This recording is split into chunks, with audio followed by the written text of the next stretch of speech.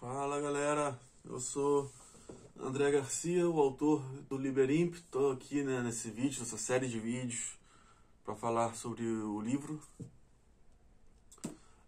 Dessa vez para falar sobre o capítulo 6, né?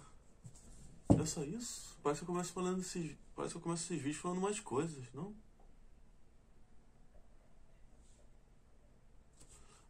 Essa aqui é uma série de vídeos, cada um falando sobre um capítulo do livro em específico, né, de uma forma mais aprofundada, assim, do que eu costumo ter a oportunidade de falar por aí, do que eu costumo ter a oportunidade de falar em outras redes sociais e tal. Hoje falar sobre esse capítulo aqui, o capítulo 3, é o 6º capítulo do livro, que ele segue a ordem do Star Wars, né? Então, esse aqui, To Be Continued, toda vez que esse capítulo ele aparece o nome dele, ele aparece com uma efemização no continued, né? Porque continua, né? Aliás, já vou começar aqui, né? Quem nunca assistiu um filme, uma série, um quadrinho, qualquer coisa que terminou ali com um continua, né? Cara, nego, foi morrer, assim. Tem até uma história clássica de quando eu assisti Arquivo X, eu acho que era na Record. Arquivo X, assim, TV aberta, mesmo quando passava na Fox, era episódios desconexos, aleatórios, né? Não passava a temporada, os episódios todos em ordem. Então eu assisti um episódio que era o Mulder ligando...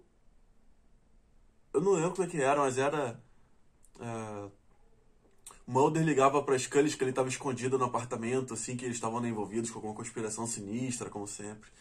E o Mulder liga pra Scully atende, ele fala assim, se aparecer alguém aí falando que não sou eu, não abre a porta, não atende, fica quieta, sabe, não atende de jeito nenhum.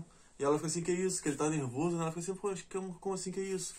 Aí vai, desliga o telefone e a campainha toca, né? Ela fica bolada. Ela toca a campainha e a voz do Mulder na porta. Mulder fala assim, Scully, você tá aí? Scully, atende, é rápido. É urgente, a gente precisa fugir. Scully, me atende, rápido. Scully, você tá aí? E ela acaba o episódio assim com o telefone, nem bota o telefone no gancho ainda, né? E fica assim, tipo, caralho, e agora? Quem é o Mulder? Qual é o Mulder de verdade? É que a voz é idêntica, é o que tá no telefone e o que tá falando na porta. E aí, ela vai atender a porta ou não vai? Vai e acaba, To Be Continued, né? Continua. E eu até hoje não assisti essa porra desse episódio pra saber o que acontece, cara. Isso foi, acho que, na virada aí da década de 90 pra década de 2000, e eu até hoje não sei o que acontece. Então é isso, né? To Be Continued é isso, né, cara? É aquela parada, sim. Aqui, felizmente, todos os textos, todos os contos desse capítulo, felizmente, tem continuação, né? Vocês não vão precisar passar por essa aflição que eu passo até hoje com esse episódio do Arquivo X.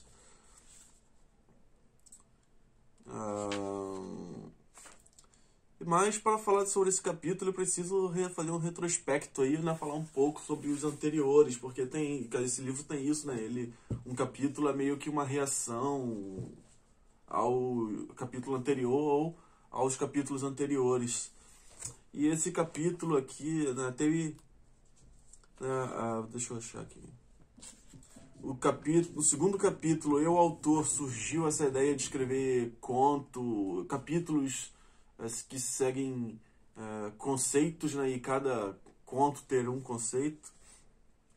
Esse capítulo, Led Zeppelin, foi o primeiro capítulo a já ser escrito desde o começo, já ser pensado e concebido dentro de um conceito, que era esse conceito de chupar ideias de outras pessoas, né, por isso o nome Led Zeppelin.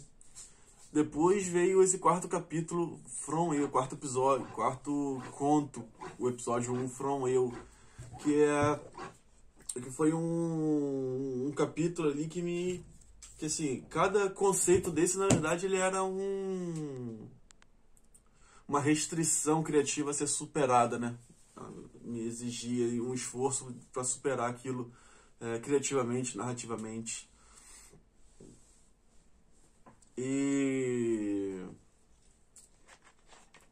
Nesse quarto capítulo, eu tive essa ideia de fazer todos os textos inspirados no sonho da noite anterior.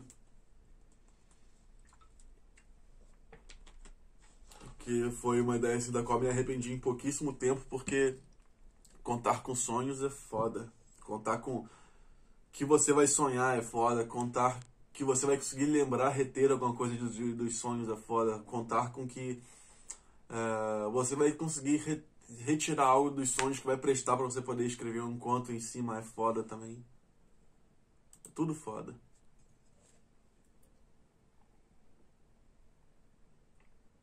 Enfim, aí no capítulo seguinte, né, veio esse capítulo quinto, né, Preciso de Mais Espaço, que já tinha uma temática, um conceito muito mais tranquilo, mais leve, né, mais solto, que é, na verdade, de tudo se passar no espaço, que é o nome do capítulo, é Preciso de Mais Espaço. Então, o conceito ele é meio background, né? Então não atrapalhou muito a narrativa. Eu quis escolher, né, um capítulo, um conceito que não me atrapalhasse tanto, assim, né? Que eu tava meio traumatizado desse capítulo 4. E quando eu terminei de escrever, porra, o cachorro sempre late quando eu vou fazer esses vídeos, cara. Porra. E eu escrevi esse quinto capítulo, Preciso de Mais Espaço, e aí foi, né, o quinto capítulo dos 9 que iriam compor o livro. Então, né, eu já passava da metade do livro, né, e eu fiz uma versão que eu chamei de versão alfa. Eu não tenho aqui não, tá embaixo, sei lá, tá algum, tá aqui, e tá aqui. Eu fiz uma versão alfa, eu fiz essa versão aqui com alguns dos textos, alguns dos contos. Eram 1, 2, 3, 4, 5, 6, 7, 8, 9, 10, 11, 12 contos desses 5 primeiros capítulos. Eram esses contos aqui que faziam parte dessa versão alfa. E fiz em busca aí de feedbacks, né? Tava escrevendo o livro todo às escuras, praticamente ninguém lia, eu não sabia como as pessoas iam reagir, se as pessoas iam gostar, o que as pessoas iam achar, se todo mundo deixar merda, se ninguém iria comprar, se ninguém iria ler. Enfim, eu lancei essa versão em busca assim, de um feedback também, tanto para me dar assim, mais uma tranquilidade, uma confiança no que eu estava fazendo, quanto para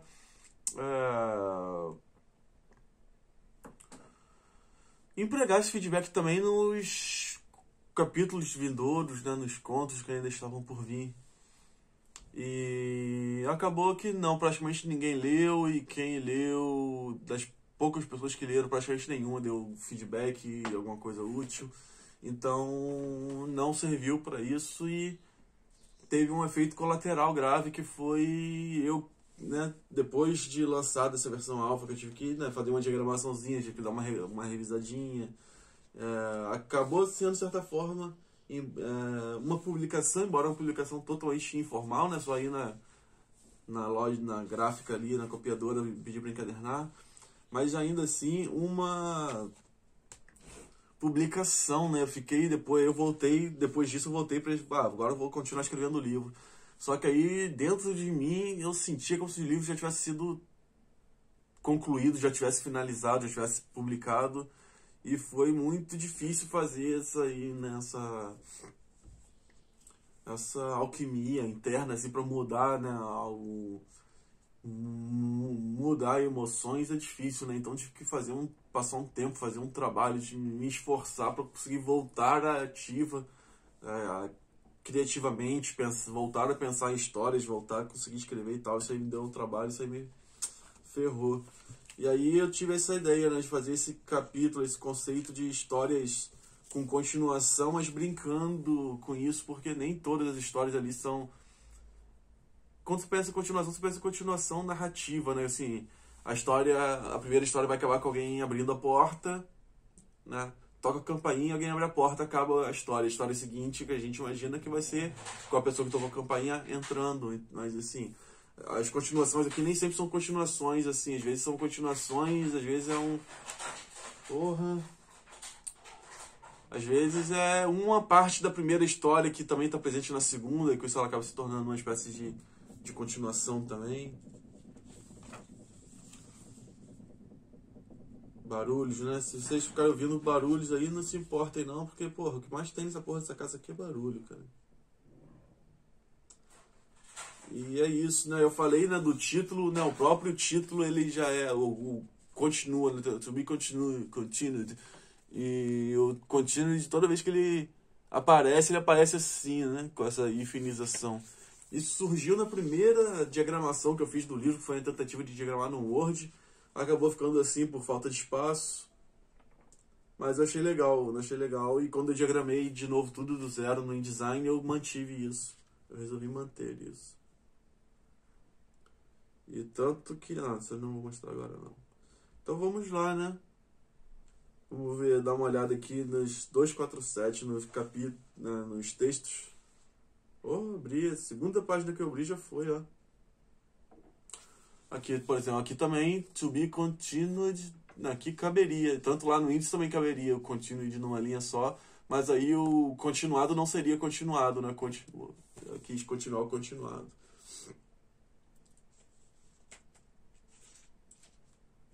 Deixa eu...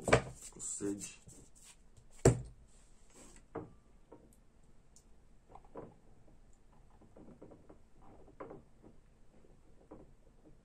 Café, chafé, né? Café da minha mãe, que minha mãe faz, eu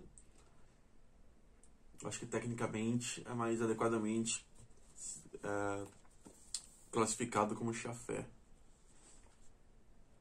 E, fechei a página? Não, tá aqui. O primeiro capítulo, eu sempre fico confundindo, né? O primeiro conto desse capítulo, ele se chama Aeolus. Aeolus é um aplicativo de música, de streaming de música, e é um desses contos, né, da Matrix, né, que você vê, né, teve no terceiro capítulo, acho que 3 contos seguidos que são essa coisa, ficção científica ambientada no presente, com essa lançamentos tecnológicos dessa Matrix, que é uma mistura de Apple com Amazon. E você vê, né? Aquilo dá uma sumida. Aí no quinto capítulo não tem nada, não aparece a Matrix, não tem nada dessa parada. No quarto também não. Se tem, eu não lembro. E no sexto volta a aparecer, né? Você vê. Fechei a página. Você vê como temas se tornam recorrentes em um período, depois, né, aquilo sai da minha cabeça, fico com a cabeça em outro lugar, volto a escrever sobre outro tipo de coisa, às vezes certas ideias voltam, eu volto a escrever sobre certo tipo de coisa. Também é legal observar isso na ordem como o livro está escrito, né? O motivo pelo qual eu não reorganizo os contos do livro, não reorganizo os capítulos para deixar todas as histórias de o mesmo tema juntas, ou para separar, deixar tudo espalhado. Não, acho que é melhor de manter. Por isso que eu prefiro manter tudo, né, da forma como foi concebido, da forma como foi escrito, da forma como as coisas foram acontecendo, né? Assim, mantém o livro um caráter meio autobiográfico, assim, meio documentário, né? Como se o livro fosse um documentário de si mesmo. Eu fico viajando nisso. E é um aplicativo de música, e tem aí uma parada, tem uma espécie de... Não sei se chegaria a ser uma crítica, mas é uma coisa assim, meio tipo... The Kids Aren't Alright, do Offspring, cara. Quem lembra dessa música? Esse conto, ele tem uma coisa meio assim, ele fala da minha geração, mas não daquela forma, assim, naquela forma samba exaltação, vamos dizer assim, do The Who com My Generation, sabe? Assim, mais tipo... A versão mesmo do Offspring, tipo, todo mundo cresceu e, sabe, tá todo mundo se fudendo na vida, que a vida é difícil, a vida é cruel. E depois continua nesse conto aqui, Bob Dylan. Até eu ia fazer um vídeo pra falar sobre ele, porque, né, ele envolve pai, e eu tô gravando esse vídeo aqui no dia 8, no dia dos pais, né? Eu ia fazer um vídeo falando sobre ele, acabou que nem precisa. Nesse conto aqui ele é uma discussão, basicamente, entre o pai e o filho mais velho. Aí o pai gosta de Beatles, o filho gosta de Bob Dylan, o outro filho mais velho gosta de Guns N' Roses, ficam tipo batendo boca. Tem um lance de conflito geracional, né, que sempre rola, tem aqui, tá meio que representado aqui. E é um conto meio que baseado em fatos reais, porque essa discussão ela meio que aconteceu, né? Quando eu comecei a ouvir Bob Dylan, aí o maluco começa a ouvir Bob Dylan e fica assim, né? Tipo, fica snob, né? O cara começa a ouvir Bob Dylan, fica snob, fica tipo, não ouço mais essas musiquinhas, agora só ouço essas músicas aqui que são algumas das maiores composições do século passado. Bob Dylan é um dos maiores compositores do século passado. Aí enche a boca. Eu tava nessa fase aqui, né? Foi em 2003, eu comprei a primeira coletânea do Bob Dylan, aquela Essentials dupla. Eu só ouvi o disco 1, que o disco 1 era aquela fase da década de 60 mesmo, o disco 2 já era da década de 70, já era cheio de altos e baixos. Aí depois entra, tipo, década de 80, que o Bob Dylan ficou... Eu não consigo ouvir essas músicas do Bob Dylan, não, cara. Agora, comecei de uns 2 anos pra cá, eu ouvi mais umas paradas, assim, mais da década de 70 dele. Mas a carreira do Bob Dylan como um todo, assim... Enfim, vou nem externar, porque... Sei lá, vai que algum fã do Bob Dylan assiste esse vídeo e resolva... Não vou comprar esse livro, olha o que esse cara falou do Bob Dylan. Vai que tem alguém que tá passando por essas fases snob, acabou de ouvir Bob Dylan, tá nessa fase assim, não, só ouço... Né, as maiores composições do século passado, assim. Aí eu falo alguma coisa do Bob Dylan, o cara fica assim, não vou comprar o que esse cara falou, sabe? Enfim. 1, 3, 8. Depois vem esse aqui, esse ornitorrinco indeciso. Esse ornitorrinco indeciso é... Cadê? Tá aqui ainda? Porra, esse cachorro, cara. Porra, tá mastigando garrafa pet quando eu vou gravar caralho do vídeo, porra. Vai mastigar garrafa pet vazia na casa do caralho. Ornitorrinco indeciso. Eu usava em rede social durante muito tempo o desenhinho ornitorrinco indeciso. Que era... Todo mundo falava que era o patinho, o desenho do patinho. Mas é o desenho do Gil. Gil que fez aquelas ilustrações do livro do Fred lá do selo Subversa. Guilherme o que mesmo? Guilherme Tavares, né? O ornitorrinco era um desses desenhos dele. Agora toda página que eu abro não tem desenho. Então, apesar de que esse aqui, será que é dele também? Será que são todos dele? São, né? São. As ilustrações todas dele. Aí tem essas ilustrações aqui estilosas, né? Que tem tudo a ver com esses fanzines que o Fred faz. E ficou essa coisa, né? Ornitorrinco indeciso. Ornitorrinco indeciso sempre ficou na minha cabeça. E eu acabei escrevendo aqui Ornitorrinco indeciso. É uma história aí que, sei lá, é curtinha, mas sei lá. E que se passa no Dados de Nimbe, né? Essa história ambientada aí se passa no Dados de Nimbe. Pra quem não sabe, é o bar onde o livro foi lançado, né? Então é uma coisa meio meta. O livro foi lançado no bar, onde tem um conto no livro que se passa no bar onde o livro foi lançado, sabe? É uma coisa meio meta, assim, eu gosto. Aí tem a continuação dele aqui, que é o do Urso do Minhoco. Eu não vou nem entrar muito no mérito desses textos, não, que... Enfim. Não vale nem a pena, não. Assistência pós-vida, tem um lance, assim, que... Enfim, quando vocês vão ler, vocês vão pensar assim, tipo, tá... Mas tem aqui assistência pós-vida. Isso aqui tem aqui em quem é de Cabo Frio, tem ali na Rua da Magnaldo, que você entra na padaria Remar e vai pra rodoviária ali. Ali em frente à Academia Nanu, que por aí tem uma funerária, viu? Uma funerária bonitona, assim, de vidro. E aí tá lá, assistência pós-vida. Eu fiquei assim, tipo, caramba, o pessoal usa uns eufemismos, né? Tipo... Não é mais churrascaria, é steakhouse, né? Foi a época da gourmetização, né? Tudo tinha que ser gourmetizado, né? Aí eu falei assim, caralho, gourmetizaram até funerária, né? Agora não é mais funerária, é assistência pós-vida.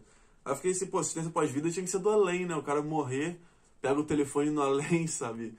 Liga tipo pra ligar pro seguro, bateu o carro e fudeu, vou ligar pro seguro. Sabe? Tipo, morreu e fudeu, vou ligar pro assistência pós-vida. Aí eu escrevi esse conto meio que baseado nessa história, assim.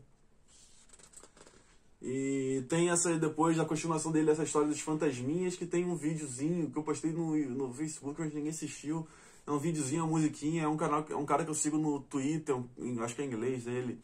Ele faz as musiquinhas tão legais, cara, e assim, esse vídeo que ele fez, que é assim, né, que os personagens são o esqueleto e dois fantasmas. Esse videozinho dele são dois fantasminhas cantando e o esqueletinho, assim, tocando, né, fazendo percussão nas costelas com os dois ossos. É tão legal, tão bonitinho. Eu sempre assisto esse vídeo, assim, fico tão tocado, sabe? Acho tão fofo, me emociona, fico tocado realmente. E eu escrevi isso aqui e falei, pô, vou escrever aqueles dois fantasminhas, sabe? Aquele esqueleto. Aí eu perguntei pra algumas pessoas, mandei mensagem pra algumas pessoas, pô, me dá um nome, me sugere um nome pra dois fantasminhas e um esqueleto. Aí ninguém me recomendou algum nome que prestasse. As recomendações foram tudo merda.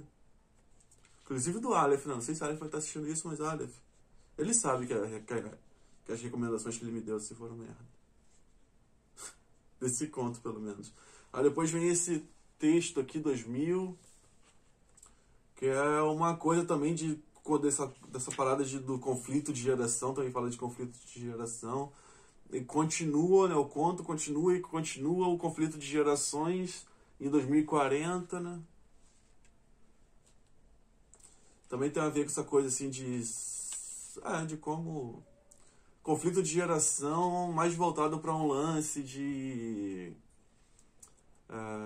sexualidade e coisas assim, né?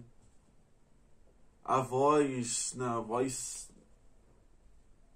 vão sempre tender a ser assim, cabeça fechada, né? Que são figuras, pessoas, né, que nasceram e outros tempos foram criados com outros valores, outros conceitos, né?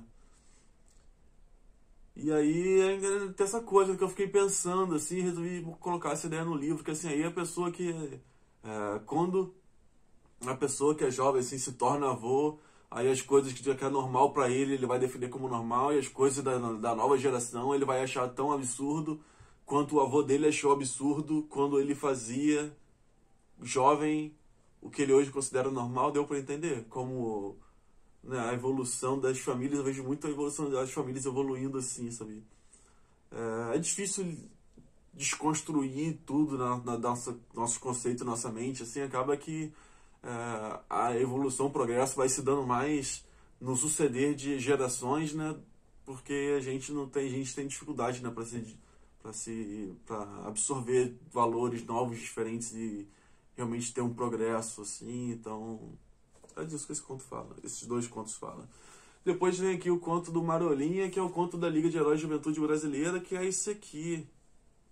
Ah, não, esse aqui é o segundo dele, na verdade é o 10, né? Esse textinho aqui indica pra página do conto 10, que é a continuação dele. Tem aqui esse conto do Marolinha.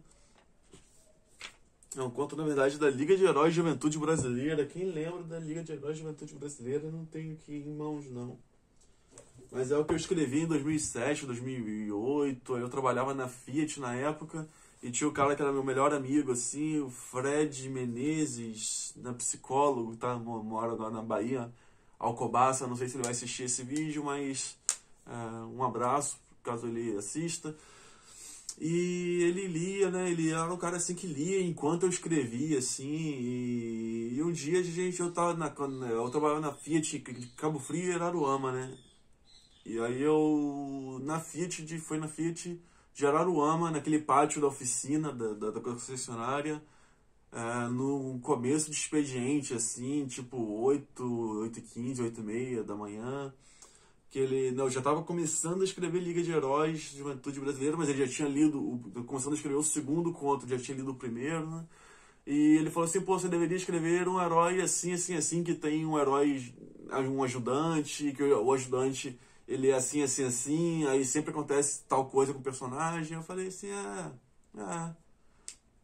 Aí acabei escrevendo realmente, e acabei escrevendo. E esse conto aqui, o Marolinha, o conto 9 desse capítulo, ele é a realização dessa ideia do Fred, né?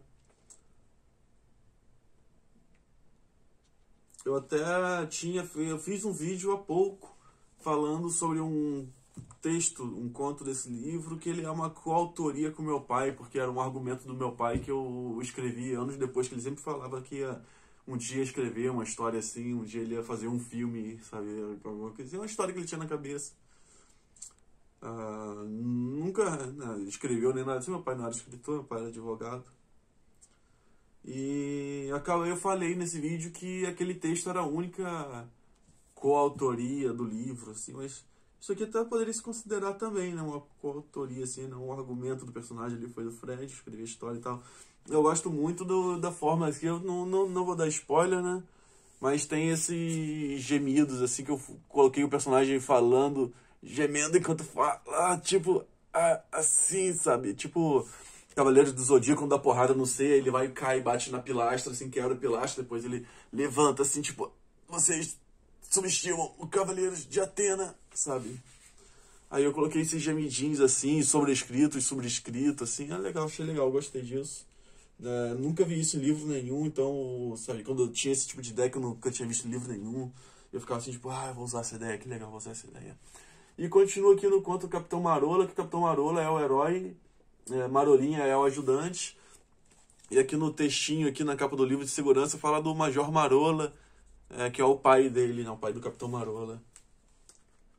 E é uma continuação, isso aqui já é uma parada que eu não escrevi para o segundo conto da Liga de Heróis de Juventude Brasileira, escrevi para o que seria o terceiro, aí eu desisti do terceiro, aí eu peguei e escrevi o terceiro de novo, aí foi meio doideira, né? Aqui é esse conto, ele tem um desses personagens que fala gritando, tem acho que uns 3 ou 4 personagens nesse livro que eles falam gritando em caps lock, assim. É uma coisa que qualquer diagramador, qualquer manual de diagramação vai te recomendar. Não coloque textos grandes em caps lock, vai estragar seu livro. Isso aqui é só gente que só tá fazendo amador que faz isso, mas eu fiz. Fiz até pior, tem outros contos que é tipo a página inteira, assim, essa fala com um maluco gritando em maiúsculo, assim. E eu acho legal também porque tem essa fala, tem essa pessoa falando gritando, aí essa fala aqui da pessoa que tá falando não gritando, ela fica tão espremida entre a fala gritando, achei isso legal também. E é isso, né? Assim se encerra. Eu gosto dessa fala também, acho engraçado, eu fico puto da minha cara com isso. E esse cara foi inspirado no pai de alguém, né? No pai de uma galera, de um amigo, de alguém que era da galera na época, assim.